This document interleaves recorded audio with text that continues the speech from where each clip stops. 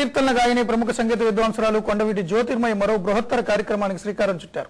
ఈ నెల 18న కార్తీక శుద్ధ ద్వాదశి రోజున క్షీరాబ్ది ద్వాదశి రోజున దేశవ్యాప్తంగా సముద్ర తీరాల్లో విష్ణు హారతిని నిర్వహించనున్నారు.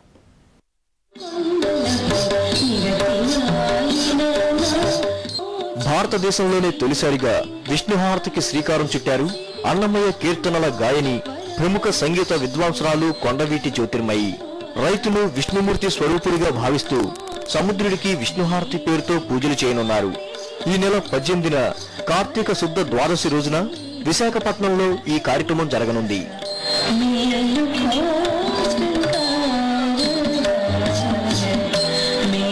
పాలకడలిలో శయనించే విష్ణుమూర్తి క్షరాబ్ది ద్వాదశి అంటే కార్తీక శుద్ధ ద్వాదశి రోజున యోగ నిద్ర నుంచి మేల్కొంటాడని పురాణ గాథలు చెప్తున్నాయి. ఆ రోజున విష్ణుమూర్తికి పూజలు చేయటం వల్ల పాపాలు హరిస్తాయని విశ్వాసం.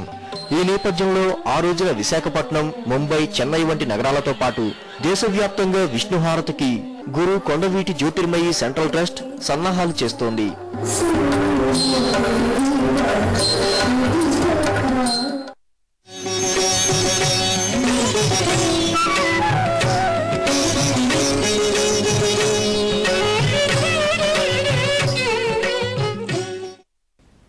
ఈ కార్యక్రమానికి శ్రీకారం చుట్టిన గురు కొండవీటి జ్యోతిర్మయి చౌదరి, అదేవిధంగా ప్రముఖ ఆధ్యాత్మికవేత్త మల్లాది పూర్ణయ్య గారు ఇద్దరు కూడా మన స్టూడియోలో ఉన్నారు. వారితో చర్చను ప్రారంభిద్దాం. నమస్కారం అండి ఇద్దరికి.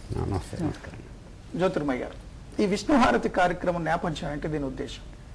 మనందరికీ తెలుసు, రైతే మన భారతీయ సంస్కృతికి సంప్రదాయాలకు ఒక వెన్నెముక అని, జీవన స్రవంతికి ఆయనే ఆద్యుడు అని. కానీ ఈరోజు రైతుని పట్టించుకునేటువంటి స్థితి మనకు కనిపించట్లేదు.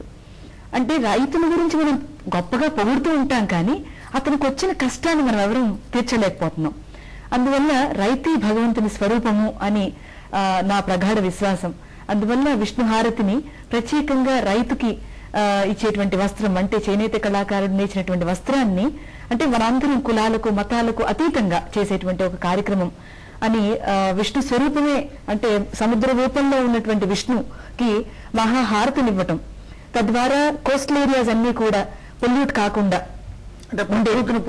పూజించటం అనేటువంటి ఒక మంచి ఆలోచన కలగటం.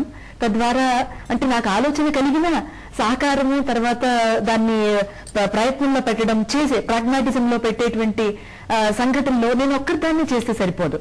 So I have to involve everybody.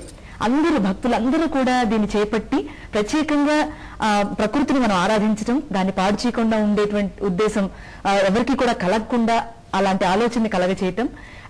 దీనికి వెనక అంటే వెన్నెముకైనటువంటి రైతుకి మనందరం కూడా దండిగా వెన్న నుంచుని ఆయనకి మద్దతు పలకటం. మేమున్నాము.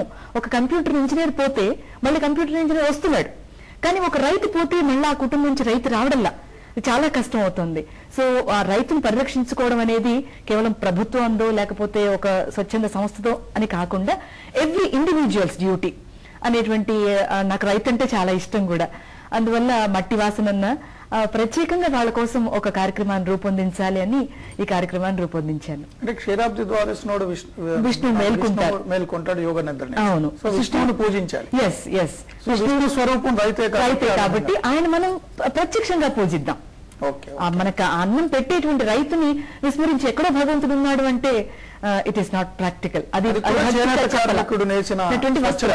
వస్త్రం ఇచ్చేటువంటి ఇదనమాట. అంటే ఏ చేనేత కళాకారుడు బాగుండట్లేదు, తన చేసేటువంటి నేత వస్త్రానికి ఆదరణ లేదని అంటున్నాము, ఆ నేత కళాకారు దగ్గర నుంచి మనం వస్త్రం తీసుకుంటే అతనికి ఒక జీవనోపాధి కూడా.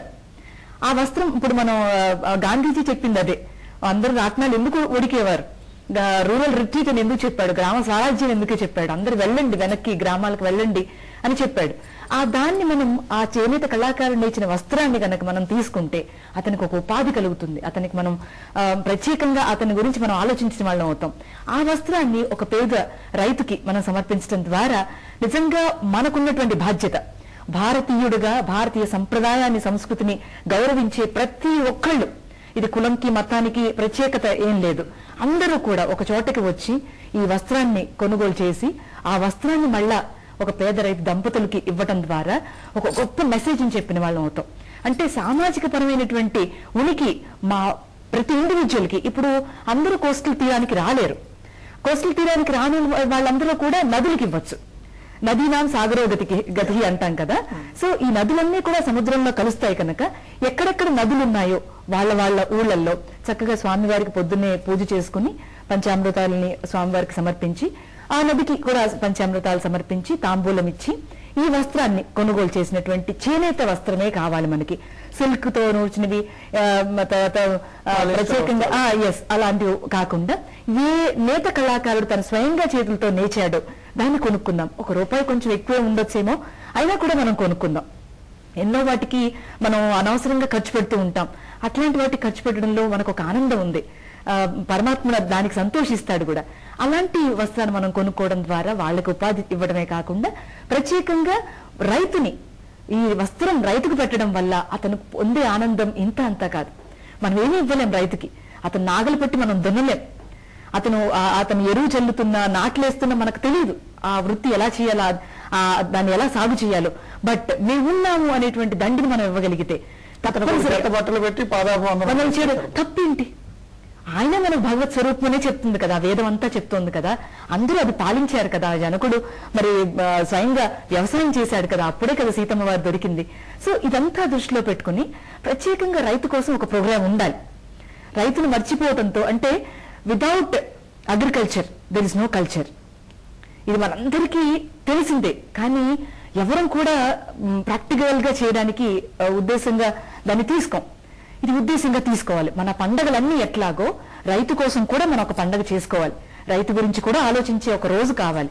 ప్రకృతిని సంరక్షించే రోజు మనకు ఒకటి కావాలి. అంటే ప్రకృతి కోసం ప్రత్యేకంగా ఒక రోజు ఉంది, కానీ రెండు మిళితం చేసేటువంటి ఒక సందర్భం మనకు కావాలి. అది విష్ణు హారతిగా నిరంతరం జరగాలి అనేటువంటి ఆ రోజు ఏం చేయబోతున్నారు? మీరు ఎక్కడికి పాల్గొంటారు? ఇతర ప్రాంతాల్లో చెన్నై, నెల్లూరు ఇత్యాది కోస్టల్ ఏరియాస్ లో మన వాళ్ళందరూ కూడా భక్తులందరూ ఆర్గనైజ్ చేసుకుంటున్నారు. నేను ప్రతి చోట ఉండలేను కనుక ప్రత్యేకంగా విశాఖ తీరంలో, విశాఖపట్నంలో నేను చదువుకున్నాను. సో ఆ ప్రేమ కూడా నాకు ఉండబట్టేమో కొంచెం నేను నాకు యాక్సెస్ నాకు అక్కడ ఉండటం వల్ల అక్కడ చేస్తున్నాను. ఇప్పుడు కొంతమంది భక్తులు, మన వెంకయ్యనాయుడు గారు పాపాయి దీపా వెంకట్ గారు నేను చెన్నైలో ఆర్గనైజ్ చేస్తానన్నారు. అలాగే నెల్లూరు భక్తులందరూ కూడా నెల్లూరులో ఉన్నటువంటి సముద్ర తీరంలో అక్కడ ఆర్గనైజ్ చేస్తానన్నారు.